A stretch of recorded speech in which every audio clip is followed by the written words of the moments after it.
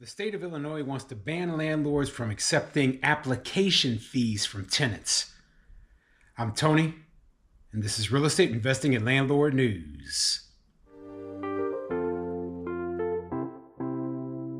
All right, so I have an interesting article for you today, and it's coming out of the state of Illinois, and it has to do with application fees. So as I've mentioned before, there are many states out there that have wanted to ban landlords from being able to charge tenants application fees. They say, hey, it's not fair. Landlords are using this as a money grab in order to squeeze money out of people who they have no intention of renting a unit to. So they think that, oh yeah, you know what? We're going out there and our whole revenue scheme is to, just get as many people to apply as possible, collect like $50 from them and then give them nothing. Yep, that's the plan. No, we are in the real estate business. So the way we make money is by renting our units. And it costs money to show these properties. It costs money to lease them. It costs money to do background investigations. I pay people to do it for me. Now, I used to do all of it on my own, and it cost me a lot of time and energy to do that. And I should have been paying myself. Well, I guess I was in a way since I was collecting the rental income. But the point is, this isn't free. Okay. And since I have to pay in order to rent the unit, guess what? I need to charge an application fee. And I don't see anything wrong with it. I think that this is a law in search of a problem. Okay. So it's basically government overreach. They're out there looking for a way to punish landlords who are doing nothing wrong. If the tenant doesn't want to apply for the unit, they don't have to. Okay, we're not forcing anybody to pay these fees. The tenants of their own free will are saying, hey, I want an opportunity to live in this unit, so I want to pay this fee so that I can get my application screened and processed. Let me give you an example of the kind of things that I do during a regular tenant screening, okay? So I call the employer of the tenant. I run background checks. I run criminal history check. I run eviction history check. Okay? I do a lot of stuff. I, check their finances. I call up their previous landlord. And this stuff, it might not seem like it's a big deal, but it does take time. And for that time, especially if I'm paying somebody else, they're going to charge me a premium for me to do that for me. So why is it that I can't charge the tenant for it? So before I get into the article, go ahead, hit the like, subscribe button, maybe leave a comment down below. Let me know what you think. So do you see any problem with landlords charging application fees? Do you think that we should ban it?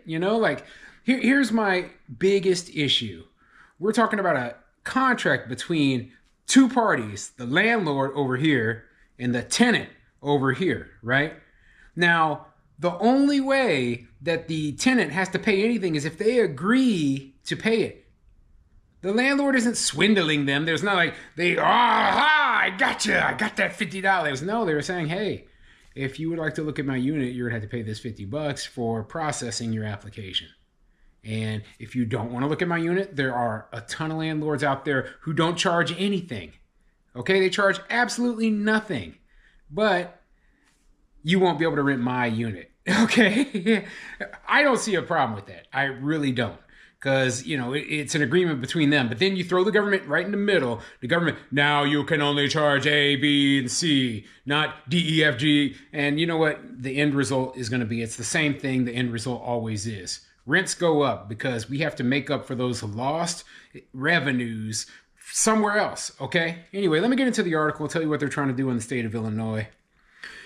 This article is coming from mystateline.com, and it says, Illinois House passes a bill banning move-in fees for renters. Let's get into it. A new bill passed by the Illinois House on Tuesday would prevent landlords from charging new tenants a move-in fee. House Bill 3564 amends the Landlords and Tenants Act to prevent landlords from charging for the processing, reviewing, or accepting of an application, or demand any other payment, fee, or charge before or at the beginning of the tenancy. Language in the bill also prevents landlords from renaming a fee to circumvent the proposed law. See, they're trying to say, oh, you know what? We're going to keep the landlords from being able to charge these fees. Okay? Well, I'm not going to charge the fee anymore. Instead of charging $1,000 a month rent, now my rent's at $1,100 a month because I couldn't charge those fees. So now you can't afford the place anyway. So guess who the loser is overall? It's still you, period. The bill also makes it clear that landlords cannot use a lease, rental agreement, or contract to place a move-in fee on new applicants.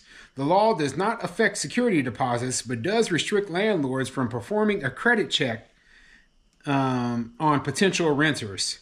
So it says that the law doesn't affect security deposits, but does restrict landlords from performing a credit check on potential renters. Now, do you see a problem with that right there? Okay, you're telling the landlord, hey, you cannot perform a credit check. Give me a break. You want us to put people into our units with a poor credit history who have a proven record of not paying back their debts, and what do you think they're going to do to us? I mean, honestly, it's very likely, and this is part of the reason why I always have to check a tenant's credit history, because I told the story before in one of my other videos about how I had a tenant apply to live in one of my houses here in Omaha, right?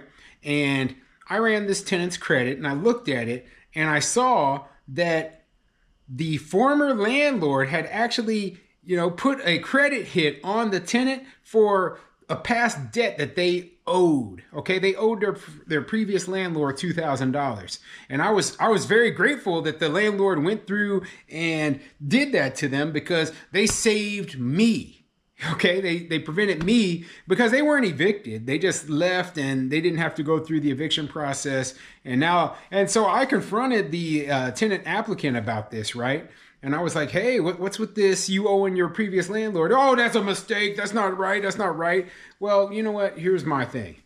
It may be a mistake, but why should I take a chance on that when I have 10 other excellent applicants over here in this second pile who do not have that same issue? And I ran all of their credit histories, and guess what? They're clean, okay? They don't have this sort of debt on theirs.